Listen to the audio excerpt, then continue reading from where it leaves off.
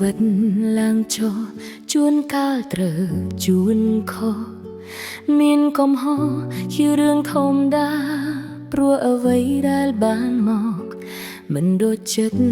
បងប្រាថ្នាតែប្រាប់ខ្លួនឯងត្រូវរៀនរំចាំបន្ត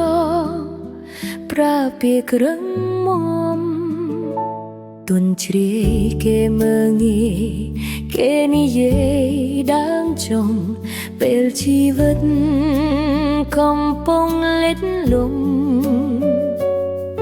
អត់ទោះឲ្យខ្លួនឯងទោះឈរឬក្រៅរងវងគ្មានអ្នកស្រោចស្រង់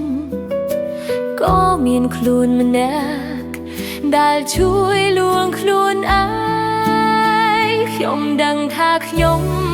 កំពុងឈឺចាប់វេទនាខ្ញុំដឹងថាខ្ញុំកំពុងរងងារតែខ្ញុំត្រូវតែរឹងមាំ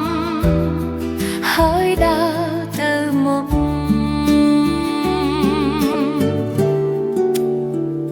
ខ្ញុំជឿថាដំណោះស្រាយមានច្រើនជាងបញ្ហាកុំអស់សង្ឃឹមជាងមួយទុកស្រាយដោយស្នាមញញឹមគឺវិធីល្អបំផុតរឹងមាំលឹងបញ្ហាជឿខ្លួនធ្វើបានបញ្ហាកាន់តែច្រើនធ្វើឲ្យយើងកាន់តែរងំទុនតែងពីងមួយមាត់ថាទ្រាំ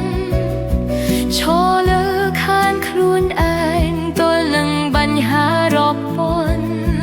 បង្ហាញភាពរឹងមាំ